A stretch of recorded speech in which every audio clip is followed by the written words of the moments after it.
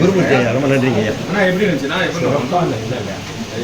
அப்படி சொல்றீங்க நீங்க 2 பேருமே நாணயத்தை இங்க பக்கம் மாதிரி உங்களை வாணியம்பாடி போல எல்லா ஊருக்கும் கூட்டு போறாங்க. சிறப்பான உரைங்க ஐயா, ரொம்ப சிறப்பா அகம் மகிழ்ந்த உரை. கேட்க முடியாது. இந்த பஞ்சசெல்வ கொள்கையை முழுமையாக இன்னைக்கு தான் இருக்கேன். உண்மையிலேயே இது இன்னைக்கே முடியுமா? அதனால ஏதாவது பிரயோஜனங்கள் உண்டாக்க முடியுமான்னு பார்த்தா அது மிகப்பெரிய ஒரு கேள்விக்குறி தான். இப்போ பாபா சாஹேப்போட நோக்கத்தை நிறைவேற்றுவதற்கு நாம அந்த தேசிய அளவிலான நேஷனல் இன்டர்நேஷனல் அளவிலான ஒரு கடலில் கலப்புறதுக்கு நமக்கு இன்டர்நேஷனல் மைண்ட் செட் வேணும். அந்த அடிப்படையில் தான் புத்திஸ்ட் இன்டர்நேஷனல் நெட்வொர்க் இன்டர்நேஷனல் அப்படிங்கிற வார்த்தையை பயன்படுத்தி இந்த இயக்கம் 2012 தொடங்கப்பட்டது. இன்னைக்கு நீங்க பல இயக்கங்களை பார்க்கலாம். மாவட்ட அளவில் வச்சிருப்பாங்க, மாநில அளவில் வச்சிருப்பாங்க, தேசிய அளவில் வச்சிருப்பாங்க. இந்த சிந்தனைகள் இயக்கம் இந்த பேர்கள் இருந்தால் கூட, மாவட்ட அளவில், மாநில அளவில், தேசிய அளவில் பேர்கள் இருந்தால் கூட அங்க இருக்கின்ற மக்கள் யாருன்னு பார்த்தா மேக்சிமம் அவங்களோட சிந்தனை எந்த அளவுக்கு இருக்குது? அந்த 18% கூட தான் இருக்குது. அந்த 18% கூட கிடையாது. அது இன்னுமே நீங்க குறுக்கி சொல்லலாம். அவ்வளவுதான் சிந்தனைகள் இருக்குது. ஆனா பாபா சாஹேப்போட எண்ணத்தை நிறைவேற்றுவதற்கு நீங்க இன்டர்நேஷனல் லெவல்ல உங்க மைண்ட் செட்டை உருவாக்கணும். இன்டர்நேஷனல் லெவல்ல இந்த புத்திஸ்ட்ல ஒருங்கிணைக்கணும் அப்படிங்கிறதா இன்னைக்கு புத்திஸ்ட் இன்டர்நேஷனல் நெட்வொர்க்கோட மிக முக்கியமான ஒரு நோக்கமாக இருக்கு. ரெண்டாவது விஷயம் இந்த பார்ப்பனியம் இந்த நாட்டில் என்ன பண்ணியிருக்கு அப்படின்னு பார்த்தா, பல்வேறு வடிவங்கள்ல பௌத்தத்தின் மீது போர் தொடுத்து பௌத்த அடையாளங்களை அழிச்சிருக்கு. இதற்கு இடையில உலகில் இந்தியாவில் நடந்த எல்லா படையெடுப்புகளும் எதை டார்கெட் பண்ணிருந்தா பௌத்த தலங்களை அதிகமாக டார்கெட் பண்ணி அதை அழிச்சிருக்காங்க. இப்படி பௌத்த தலங்களை ஒவ்வொரு பக்கமா அழிச்சிட்டு இருக்கப்போ இப்போ மிச்ச மீதியான சில தலங்கள் நம்ம கண்ணு முன்னாடி இருக்கு. இன்னைக்கு பீகார்ல இருக்க புத்தகயா இருக்கு. டாக்டர் பாபா சாஹேப் அம்பேத்கருடைய மத மாற்றத்தின் நிகழ்வுகளால உருவாக்கப்பட்ட தீக்ஷா பூமி இருக்கு. இதெல்லாம் நம்ம கண்ணு முன்னாடியே இருக்க ஒரு பௌத்த தலங்களா இருக்கு. இந்த பௌத்த தலங்கள் எல்லாம் எப்படி இருக்கு அப்படிங்கிற ஒரு கேள்விக்குறி. இதுக்கு நான் ஒரு ஐ விட்னஸ், ஐயா ஒரு ஐ விட்னஸ், அவினாஷ் கார்கி ஒரு ஐ விட்னஸ். நீங்க பீகார் புத்தகையால போய் பாத்தீங்கன்னா அங்க என்ன நடக்குதுன்னா பார்ப்பனர்கள் அங்க எல்லா விதமான யாகமும் பண்ணிட்டு இருக்காங்க. நீங்க பீகார் புத்தகையால போய் பாத்தீங்கன்னா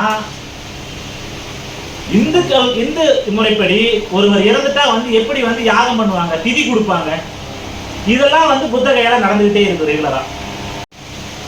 அதே நேரத்துல அந்த நாக்பூர் தீக்ஷா பூமியில சாதாரணமா இந்த பகுஜன் சமுதாயத்திலிருந்து வர பிக்குகளை அந்த இடத்துல ஒவ்வொருத்தரா உரம் கட்டுறாங்க. இது பீகார் மட்டும் கிடையாது, நாக்பூர் மட்டும் கிடையாது. இந்திய அளவில் எங்கெல்லாம் பௌத்த தலங்கள் இருக்கோ அந்த பௌத்த தலங்கள்லாம் யார் கைப்பற்றியிருக்காங்கன்னா பார்ப்பனர்கள் ஊடுருவி கைப்பற்றியிருக்காங்க. இப்படி நடக்கிறதன் மூலமாக என்ன நடக்குதுன்னா, நம்ம கண்ணு முன்னாடியே நம்ம வீட்டுல வேற ஒருத்தர் உட்கார்ந்து இது என் வீடுன்னு சொல்லிட்டு இருக்கான். அன்றைய காலகட்டத்தில் ஒரு 200 வருடங்களுக்கு முன்னாடி பாபா சாஹேப் அம்பேத்கருக்கு முன்னாடி, அயோத்திதாச பண்டிதருக்கு முன்னாடி நமக்கு அறியாமையில் இருந்தோம், அது தெரியல. பட் இன்றைக்கு இவ்வளவு அறிவுஜீவிகள் இந்த சமுதாயத்தில் இருக்காங்க. இவ்வளவு பேர் பௌத்தத்தை பற்றி பேசுறோம். இன்றைய சூழல்லே நாக்பூர் தீக்ஷா பூமியோட வரலாறு இன்றைக்கு பார்ப்பனர்கள் ஆக்கிரமிக்கிறாங்க. ரெண்டாவது பீகார்ல புத்தகையா கம்ப்ளீட்டா பார்ப்பனர்கள் ஆக்கிரமிக்கிறாங்க. தோழர்களே ஒரு விஷயத்தை சிந்திச்சு பாருங்க. இந்த வக்ஃப் திருத்த சட்டம் ஒன்று வந்துச்சு. அதை எதிர்த்து தேசிய அளவில் இஸ்லாமியர்கள் கடுமையாக போராடினாங்க. வக்ஃப் திருத்த சட்டத்துல ஒரே ஒரு விஷயம் தான், அந்த வக்ஃப் திருத்த சட்டம் அந்த கமிட்டியில இஸ்லாமியர்களும் இருக்காங்க, வேற இஸ்லாமியர்கள் அல்லாத பிற மதத்தினரும் வரலாம் அப்படிங்கிறது அந்த அதுல ஒரு அமெண்ட்மெண்ட் பண்ணியிருக்காங்க, சட்ட திருத்தம் பண்ணியிருக்காங்க.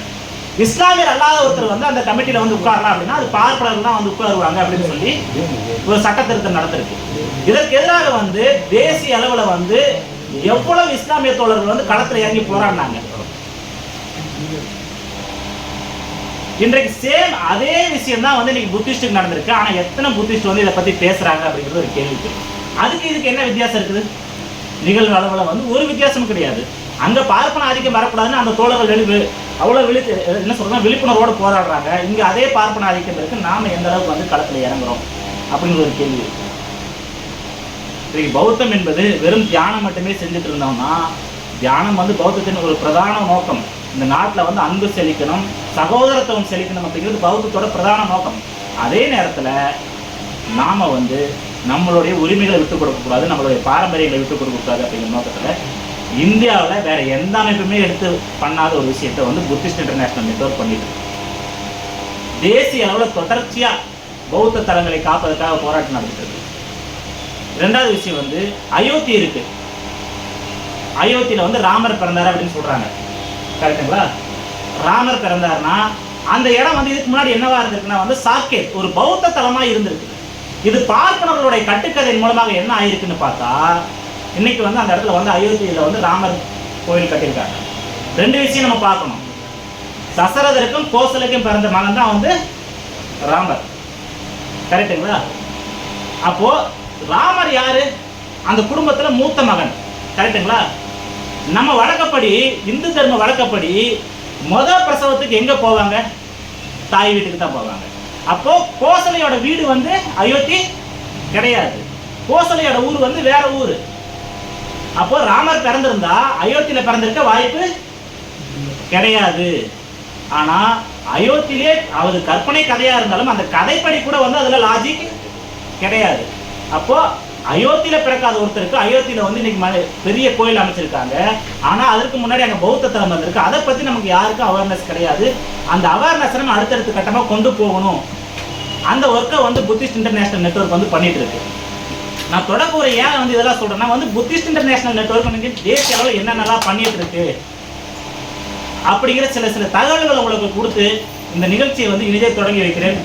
எனக்கு வாய்ப்பளித்த புத்திஸ்ட் இன்டர்நேஷனல் நெட்வொர்க் நன்றி கூறி எனது உரையை முடித்துக் கொள்கிறேன். நன்றி.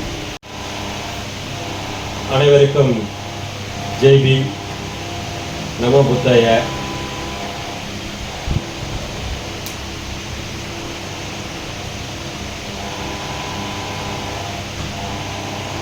சர்வ நடத்துகின்ற இந்த முப்பெரு விழாவிற்கு காஞ்சிபுரத்திலிருந்து குடும்பத்தோட என் மகள் வெண்பா, பத்மாவதி மனைவி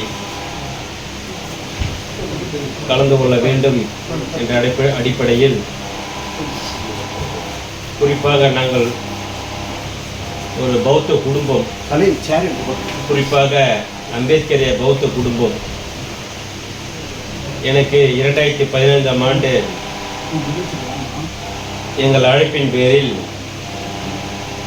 ஐயா கஜேந்திரன் அவர்கள் புத்தவிகார், காஞ்சிபுரம் புத்தவிகாரிலே எங்களுக்கு திருமணம் நடத்தி வைத்தார். தொடர்ச்சியாக ஒரு 20 ஆண்டு காலமாக எனக்கும் அவருக்கும் நட்பு. எதன் அடிப்படையில் என்று சொன்னால் சமூகத்தின் பல வேலைகளிடையே இருவரும் நட்பாக தொடர்ச்சியாக இருந்து கொண்டு வருகிறோம். அவருடைய பணி அளப்பரியது. எப்படியாகிலும் அம்பேத்கரையும் பௌத்தத்தையும் இந்த மக்களிடத்தில் எவ்வகையாச்சு கொண்டு போய் சேர்க்க வேண்டும் என்ற தொடர் போராட்டங்களில்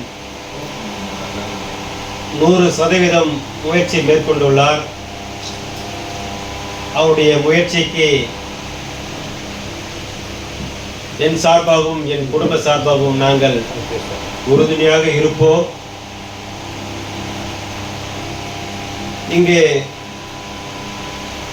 பெருந்திரள் கூட்டம்தான் முடிவு செய்கின்றது. ஆகையால் நாம் இங்கே வந்துள்ள ஒவ்வொருவரும் அடுத்த நிகழ்விற்கு நீங்கள் வருகின்ற போது ஒருவரை கூட அழைத்து வந்தால் இங்கே கூட்டம் அதிகமாகும். நிச்சயமாக அது நடக்கும் என்ற நம்பிக்கையோடு இங்க வந்துள்ள அத்துணை பேருக்கும் பெரிய மகிழ்ச்சியா இருக்குது. இதுபோல ஒவ்வொரு நகரத்திலும் அங்க இருக்கிற புத்திஸ்டுகள் இந்த மாதிரி நிகழ்வை ஏற்படுத்தினா இன்னும் சிறப்பா இருக்கும். ஏன்னா ஒன்று கூடி பேச வேண்டிய தேவைகள் இங்க நிறைய இருக்கு. அதனால அங்கங்க இப்போ திருப்பத்தூர், வாணியம்பாடி, ஆம்பூர் ஒவ்வொரு நகரத்திலும் இது மாதிரி ஏற்பாடு செய்யும் போது யாரெல்லாம் பௌத்த முறைப்படி இருக்கிறாங்களோ அவங்கெல்லாம் ஒன்றா சேர்ந்து பழகக்கூடிய ஒரு சூழல் ஏற்படும். அந்த மாதிரி சூழல் ஏற்படும் போது நமக்குள்ளே ஒரு தன்னெழுச்சியான ஒரு ஆர்வம், ஆற்றல் ஏற்படும். அதனால அது மாதிரி செய்யபடி அன்போடு கேட்டுக்கொள்கிறேன். பௌத்த சர்வதேச இணையம் மிக சிறப்பாக நடக்கிறது.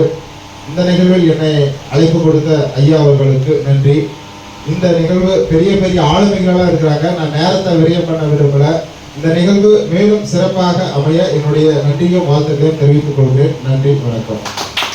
இந்த நிகழ்வை சிறப்பாக நடத்த உதவியாக இருந்த நண்பர்கள் கலைவேந்தன் மற்றும் சிலம்பு மற்றும் கார்த்தி போல ஃபுல் டைமில் அவர் கிளம்பிட்டாங்க. அவருக்கு தான் மிக்க நன்றி. மற்றும் சிறப்பான உரையை வழங்கிய பேராசிரியர்கள் கவிதர் ஐயா அவர்களுக்கும் மிக்க நன்றியை சொல்லிக்கிறோம். எங்களுடைய ஏற்றுக்கொண்டு மற்ற தோழர் அமைப்பிலிருந்து வந்த அனைத்து நண்பர்களுக்கும் என்னுடைய தோழர்களுக்கும் எங்களுடைய நன்றிகளை தெரிவிச்சுட்டு கொள்கிறோம். மேலும் வந்து பார்த்தீங்கன்னா புத்திஸ்ட் இன்டர்நேஷனல் நெட்வொர்க் தொடர்பாக இது பாம்செஃப்னுடைய ஒரு கிளை அமைப்பு. பாம்செஃப் தான் எங்கள் மெயின் அமைப்பு. இந்த கிளை அமைப்பில் நவம்பர் 2ஆம் தேதி சிலபஸ் இருக்குது. புத்திஸ்ட் இன்டர்நேஷனல் நெட்வொர்க்கு தனி சிலபஸ் இருக்குது, பாம்செஃப்னு தனி சிலபஸ் இருக்குது. பாம்செஃப் நாங்கள் ரெகுலராக வந்து பார்த்தீங்கன்னா கேடர் கேம்ப் நடத்துவோம். மாதத்திற்கு ஒரு ஏரியாவில் ஒரு பக்கத்தில் எங்கேயாவது ஒரு இடத்துல நடந்துனே இருக்கும். அது தொடர்பாக உங்களுக்கு நாங்கள் தொடர்பு கொள்கிறோம். நீங்கள் கேடர் கேம்ப் அட்டன் பண்ணிங்கன்னா நம்ம முன்னே என்ன செய்ய வேண்டிய பணி இருக்குது. இது வரைக்கும் நம்ம வரலாறு பார்த்தோம், நம்ம யாருன்னு பார்த்தோம். அடுத்த கட்டமாக நான் செய்ய வேண்டிய பணி நிறைய இருக்குது. நம்ம ஒவ்வொருத்தரும் வந்து பார்த்தீங்கன்னா ஏதாவது ஒரு ஸ்டெப்பை எடுத்து வைக்கும். ஒரு ஸ்டெப்போடு எடுத்து வைக்கலாம் வந்து பார்த்தீங்கன்னா நம்ம ஒன்றுபடி எந்த ஒரு பயனுமே இல்லை. அடுத்த கட்டமாக நம்ம என்ன செய்ய போகிறோம்னு ரொம்ப ரொம்ப முக்கியமானது. ஒரு வேங்க வெயிலில் கலந்த மலத்தை கலந்த தண்ணி வந்து பார்த்தோன்னா அந்த ஊருக்காருக்கு மட்டும் இல்லை, ஒடுக்கப்பட்ட அனைவருடைய தண்ணி தான். நம்ம அந்த தண்ணி தான் குடிச்சோம். கவாய் மேலே எரியப்பட்ட செருப்பு வந்து பார்த்தோன்னா கவாய் மேலே மட்டும் எரியப்பட்ட செருப்பு இல்லை, நம்ம அனைவரும் ஒவ்வொருத்தருமே எரியப்பட்ட செருப்பு. நாம் எந்த விழிப்புணர்வு அடையாதவர்கள் எந்த வேலையும் செய்யாதவர்கள் இருக்கலாம். விழிப்புணர்வு அடைந்தவர்கள், அதாவது நம்மளாம் விழிப்புணர்வு அடைஞ்சிட்டோம், ஒரு விஷயத்தை தெரிஞ்சுக்கணும், நாம் ஒரு கடமையை செய்தே தீரணும். அடுத்த கட்டங்களுக்கு வந்து பார்த்தோன்னா இந்த தகவல்கள் நம்ம சொல்லுவோம். உங்களுக்கு தெரிந்த நண்பர்களுக்கு வந்து எங்களுக்கு சொல்லுங்கள். நாங்கள் நேரில் வரோம், உங்களுக்கு தொடர்பு கொள்கிறோம். ஐயாவும் நேரில் வருவாங்க, தொடர்பு கொள்ளுங்க. இந்த கருத்துக்களை நம்ம பரப்பி தான் ஆகணும். நம்ம பரப்பலாம் வேற யாரும் பரப்ப மாட்டாங்க. இங்கே இருக்கிற மீடியாஸ் வந்து நம்மளுக்கு எந்த சப்போர்ட்டும் செய்யாது. நாம தான் மீடியாவை வந்து சப்போர்ட் பண்ணணும். ஏன்னா நம்ம பிள்ளைகள் மேலேயாவது வந்து பார்த்தோன்னா செருப்பு எரியாது இருக்கும். அதுக்காக நம்ம எதாவது செய்யணும். இது எல்லாமே இன்வெஸ்ட்மெண்ட் தான், நெக்ஸ்ட் அசட் தான் இருக்கலாம். நம்ம பிள்ளைகளாவது வந்து பார்த்தோன்னா மனம் கலக்காத ஒரு தண்ணியை குடிக்கணும். அதான் நம்ம செய்யணும். நம்ம பிள்ளை வந்து வண்டி ஓட்டினா கையை வெட்டக்கூடாது, காலை வெட்டக்கூடாது தான் செய்யணும். எவ்வளோ பணம் இருந்தாலும் சரி, எது இருந்தாலும் சரி. நீங்கள் கீழ் ஜாதிக்காரனா ஓபிசி தான், தீண்டப்படம் தான் இருக்குது. இது ஏதாவது மாற்றத்துக்கு தான் நம்ம முன்னெடுக்கணும். அதுக்கு எங்களுக்கு ரொம்ப உதவிகரமாக இருங்க. நிதி உதவி செய்யுங்க, ஆட்கள் உதவி செய்யுங்க, உங்களோட அறிவு உதவி எங்களுக்கு செய்யுங்க என்றதை ரொம்ப தாழ்மையாக நான் கேட்டுக்கொள்கிறேன். நன்றி. அனைவருக்கும் இந்த பங்கெடுத்து ரொம்ப நன்றி.